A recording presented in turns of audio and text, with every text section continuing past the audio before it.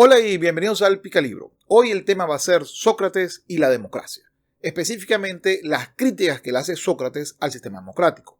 Debo decir que Sócrates no es amigo del sistema democrático. Considera que tiene errores fundacionales. Es decir, en esencia, toda democracia va a terminar en dos caminos o en dos visiones posibles. O en la tiranía o en la demagogia o en lo que hoy en día llamamos en el populismo más espantoso que se puedan imaginar. Y a la larga, las dos visiones o los dos caminos por los que vaya a coger la democracia van a ser negativos para el pueblo y para el Estado, las ciudades o en fin, para el gobierno de la propia ciudad.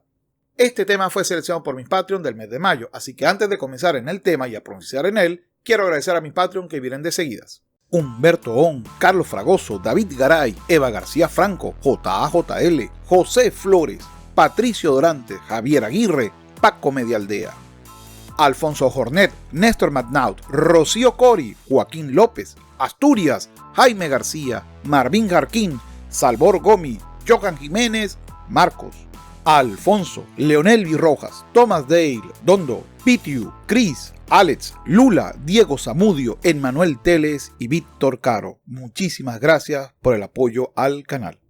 Lo impresionante de las críticas que le hace Sócrates al sistema democrático, aquí aclaro, el sistema democrático griego o ateniense era aquel en el cual se utilizaba la democracia directa. Hoy en día, a nivel mundial, ningún gobierno se rige bajo el concepto de democracia directa, sino bajo el concepto de democracia representativa. Es decir, nosotros seleccionamos a los que en teoría deberían de representarnos. Sin embargo, no hay ningún sistema por el cual podamos atar lo que ellos prometieron con lo que ellos están haciendo. Salvo que cuando vuelvan a elegir, lo cambiemos porque no cumplieron. Ese sería el concepto. Es decir, es como contratar a alguien para que haga una obra y si lo hace muy mal, no podemos hacer nada para cortar la obra antes de que la siga terminando, sino que hay que esperar que la termine para luego contratar a otro constructor y que me vuelva a hacer la obra. Entonces, este sistema no es el que está criticando Sócrates. El sistema que está criticando Sócrates es el sistema directo, es decir, en donde una muchedumbre, una asamblea toma decisiones sobre cosas concretas. También quiero aclarar que la democracia ateniense no era de voto libre, es decir, no todos podían participar, no era un voto universal, sino que, por el contrario, era un voto solo dado a los ciudadanos con ciertas características. Es como hasta el siglo pasado, prácticamente en toda nuestra democracia se hacía. Por ejemplo, en Venezuela tú no podías votar para los 50 del siglo pasado si tú no sabías leer y escribir, o en muchos países no podías votar si no tenías propiedades o si no pagabas impuestos, o hace unos 70 años atrás incluso no podías votar si tenías una pigmentación de piel errada para un grupo, etcétera, etcétera. Ahora sí, aclarados los puntos con respecto a la democracia ateniense, les presento la historia del capitán y la nave como metáfora de lo que es el sistema democrático y lo pervertido que puede llegar a ser. Aquí se los dejo. Imagínate con respecto de muchas naves o bien de una sola sucede esto. Hay un patrón más alto y más fuerte que todos los que están en ella, pero algo sordo, del mismo modo corto de vista y otro tanto de conocimientos náuticos. Mientras los marineros están en disputa sobre el gobierno de la nave, cada uno pensando que debe pilotar él, aunque jamás haya aprendido el arte del timotel y no puede mostrar cuál fue su maestro ni el tiempo en que lo aprendió, declarando además que no es un arte que pueda enseñarse e incluso están dispuestos a descuartizar al que diga que se les puede enseñar. Se amontonan siempre en derredor del patrón de la nave, rogándole y haciendo todo lo posible para que se les ceda el timón. Y en ocasiones, si no lo persuaden ellos y otros sí, estos eliminan a aquellos y los arrojan por la borda. En cuanto al noble patrón, lo encadenan por medio de la mandrágora, de la embriaguez o de cualquier otra cosa. Y se ponen a gobernar la nave, echando mano a todo lo que hay en ella, y tras beber y celebrar, navegan del modo que es probable hagan semejantes individuos. Y además de eso, alaban y denominan navegador, piloto y entendido en náutica al que sea hábil para ayudarlo a gobernar la nave, persuadiendo u obligando al patrón en tanto que al que no sea hábil para eso, lo censuran como inútil. No perciben que el verdadero piloto necesariamente presta atención al momento del año, a las estaciones, al cielo, a los astros, a los vientos y a cuantas cosas conciernen a su arte, si es que realmente ha de ser soberano de su nave.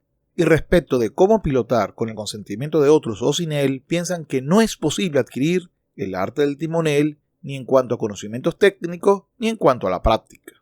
Si suceden tales cosas en la nave, ¿no estimas que el verdadero piloto será llamado observador de las cosas que están en lo alto, charlatán e inútil por los tripulantes de una nave en tal estado? Primera crítica que podemos sacar de esta historia o de este mito, de esta comparación que hace Sócrates con la democracia como sistema de gobierno y la selección del capitán de un barco, es la pregunta de quién debe ser el que gobierna. Es decir, él parte del concepto que es errado creer que cualquier persona tiene habilidad de gobernar, porque el gobierno es un arte que merece o que debe ser aprendido bien por estudios y por experiencia. No basta solamente con decir que tú eres hábil. Y ese es un grave problema hoy de los sistemas democráticos mundiales. No basta con que tú digas yo soy bueno para efectivamente obtener un cargo. Eso crea muchos peligros. Casi cualquier país puede tener ejemplos de presidentes que cayeron tipo paracaidistas, es decir, que sin tener conocimiento o experiencia previa en el arte de gobernar, llegaron a sus países y crearon un verdadero desastre. Y es lo lógico, tú no puedes aspirar que alguien que no tenga conocimientos en náutica y que no tenga experiencia en una nave llegue y gobierne y que la nave le vaya bien. Eso no tiene sentido. Es lo mismo que pasaría en un avión. Oye, yo no soy piloto, ni sé pilotar, ni tengo la menor idea de cómo hacerlo, pero vamos tripulación, vamos todos los que están, los pasajeros, voten quién quieren que sea el piloto. Ah, voy a ser yo, muy bien. Y obviamente no quiero ni imaginar lo que pueda suceder en ese caso si realmente llegase a tomar pues el control de la nave. Sería un desastre porque no todos pueden gobernar. Llevar esto un poco más al mundo actual sería como decir, mira, para poder llegar a un cargo superior tienes que haber empezado por un cargo inferior de selección pues popular. Vamos a imaginar, si quiero ser gobernador de un estado o de una provincia o de un departamento, depende del país en que te encuentres, pues tendrías que haber sido primero alcalde. Si no tienes experiencia ejecutiva, o sea, como alcalde, en ningún pueblo simplemente no puedes ascender. Digo, pues no tienes experiencia que se requiere para gobernar. Y para ser alcalde podría exigirte primero tienes que ser concejal, o sea, representante de una zona particular de la ciudad para que puedas aspirar. Por supuesto, esto termina cerrando de alguna u otra manera el sistema de gobierno a los que se atrevan a entrar, pero tienen que dejar los pisos abiertos. Es decir, estoy tratando de actualizar un poco la visión de Sócrates. No está diciendo Sócrates que necesito un título académico de politólogo o de ciencias del gobierno para entrar. No. Me está diciendo que necesito saber y tener experiencia. Saber más experiencia. Así que lo que me está diciendo es, mira, aparte de la necesidad de contar con tutores, pues lo correcto es que si vas a tomar el gobierno de una nave, pues que entres con experiencias empezando como se hace en la Marina, de menor a mayor. Es decir, empieza como concejal o como alcalde y luego puedes ir subiendo. Lo que quiere decir esto es que a la presidencia nunca podrás llegar si no has pasado previo por gobiernos ejecutivos, es decir, alcaldías o gobernaciones. O de repente algunos estaños o instituciones medianas, podrían ser fiscalías seleccionadas de forma pública por voto popular, o de repente pues universidades por voto académico principalmente, etcétera, etcétera. Es decir, me está diciendo, mira, no podemos seguir llevando gente que no tenga la experiencia porque nos hemos creído la historia de que gobernar lo puede hacer cualquiera y que no requiere ni experiencia ni que es un arte con conocimiento. La segunda es el concepto del patrón descuidado. El patrón descuidado es el pueblo, es nosotros, es decir, es la masa. La masa es más fuerte que cualquier político individual. Ya lo decía incluso Juan Pablo II. No teman al dictador porque es nada en comparación con toda la masa o toda la población que lo sostiene. Y es cierto. Sin embargo, la masa está ocupada siempre en cosas. Él mismo lo dice en su cuento, o está embriagada, o está con mandrágora, está ocupada en cosas. Es decir, no hace el gobierno y no tiene por qué hacerlo. De la ciudad me refiero, no es el capitán, está en otra cosa. Sin embargo, sigue siendo una gran masa, una gran cantidad de personas. Y el problema de la gran cantidad de personas es que es manipulable, como una bestia. La suma de nosotros nos vuelve irreflexivos, mientras que la individualidad de nosotros nos permite ser reflexivos. Esa es una gran diferencia. Es como si alguien, puesto a criar a una bestia grande y fuerte, conociera sus impulsos y deseos, cómo debería acercársela y cómo tocarla, cuándo y por qué se vuelve más feroz o más mansa, qué sonidos acostumbra a emitir en qué ocasiones y cuáles sonidos emitidos por otro a su vez la tornan mansa o salvaje. Y tras aprender todas estas cosas durante largo tiempo en su compañía, diera esto el nombre de sabiduría, lo sistematizara como arte y se abocara a su enseñanza, sin saber verdaderamente nada de lo que en estas convicciones y apetitos es bello o feo, o bueno o malo, o justo o injusto, y aplicara todos estos términos a las opiniones del gran animal, denominando buenas a las cosas que éstas regocijan y malas a las que lo oprimen. Cuando se confunde popularidad con lo que es bueno, se está en un sistema perverso o dañino. Y manifestar algo en lo que yo siempre he creído que Sócrates se ha equivocado. Sócrates siempre ha rechazado la retórica. Yo soy un amante de la retórica. Creo que la retórica hay que entender que así funciona pues el convencimiento de las masas, que nunca es de los individuos, sino es del grupo. Y que es bueno saber retórica, es decir, tener la habilidad de vender las cosas junto a tener o tratar de vender la verdad o el pensamiento crítico o la acción de pensar por otro. Siempre he creído que Sócrates perdió su juicio principalmente por no creer en la retórica, es decir, simplemente por creer que la gente se le convence con la verdad y no a través de los modos. Es como pretender que siempre veas el fondo de las personas y no el exterior, y eso no es real. Así que en este caso estoy de acuerdo con lo que dice Sócrates, con la salvedad de que la retórica hay que entenderla, hay que manejarla y hay que usarla a nuestro favor. La tercera crítica es el modo de selección. Así como la masa es manipulable y como la idea de que cualquiera puede gobernar sin teoría, sin conocimientos y sin experiencia, las dos son erradas, cosas que estoy de acuerdo, cosa que obliga a replantear la democracia como la manejamos hoy y que obligaría a llevar mecanismos pues republicanos y no democráticos, republicanos en el sentido de que hayan contrapesos institucionales para evitar que este sea pues el devenir de pues nuestros países, lamentándolo mucho, así sería el concepto. Pero bueno, el tercero es el más utópico, yo esto sí no lo apoyo, no estoy a favor de pero él me habla de la selección. Él considera que un pueblo suficientemente inteligente no tiene que ir a votar, sino que seleccionaría por sistemas meritocráticos a quien merece ser gobernado. Lamentándolo mucho, eso es demasiado utópico, pero bueno, igual aquí les planteo lo que él dice. Porque no es acorde a la naturaleza que el piloto ruegue a los marineros que se dejen gobernar por él, ni que los sabios acudan a las puertas de los ricos. Miente aquel que idee tal ingeniosidad. Lo que verdaderamente corresponde por naturaleza al enfermo, sea rico o pobre, es que vaya a las puertas de los médicos, y a todo aquel que tiene necesidad de ser gobernado, ir a las puertas del que es capaz de gobernar. No que el que gobierna ruegue a los gobernados para poder gobernar, si su gobierno es verdaderamente provechoso. ¿Y por qué es utópico este sistema? Bueno, él ya mismo dijo que lo que buscan los marineros es el botín, y esa sería la cuarta crítica.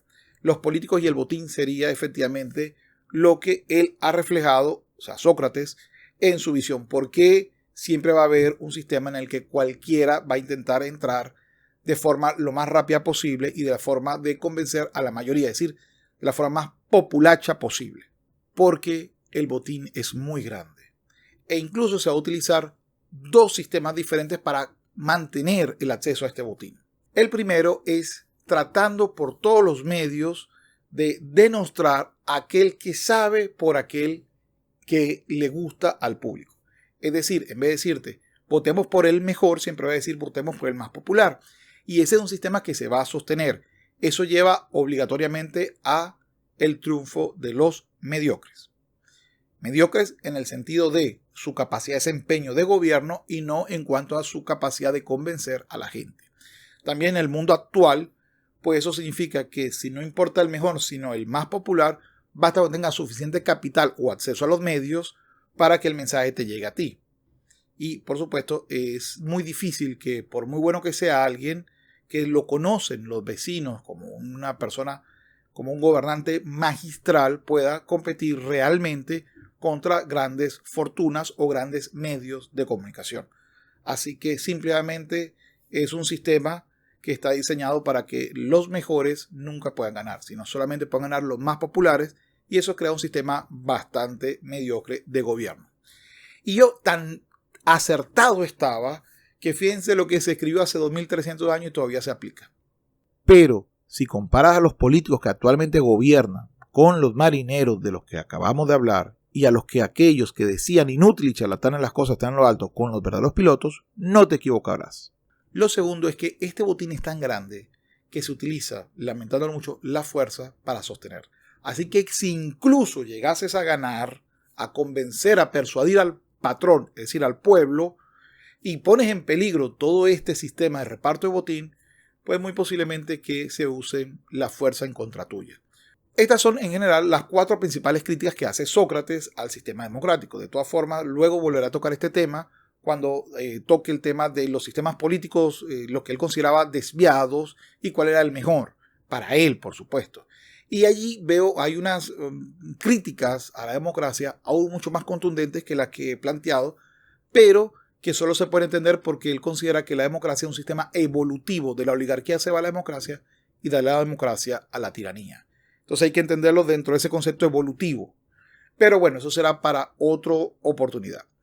Es todo por hoy. Muchas gracias por haber visto el video hasta acá. ¿Qué piensas tú? ¿Tienes razón Sócrates todavía de las fallas que le vio a la democracia ateniense? ¿Es aplicable a nuestras democracias representativas o no? ¿O esto ya no tiene aplicación? Sea como sea, te invito a que lo comentes. Si te gusta el video, dale me gusta, suscríbete a este canal. También te invito a que compartas este video, a que te suscribas a mis redes sociales, Twitter, Instagram y Facebook. Y por supuesto, a que conozcan mis canales secundarios, que son el Picalibro 2, que es temas políticos, espero pronto volver a publicar por allá, y Capitán Cultura, que están por acá los dos, con respecto a, por supuesto, conocimientos generales, culturales, que se van a ir publicando en aquel otro canal. También te invito a que apoyes o veas videos de este canal que te va a aparecer YouTube por aquí. Es todo por hoy. Muchas gracias por verme. Nos vemos pronto. Sapere aude y hasta luego.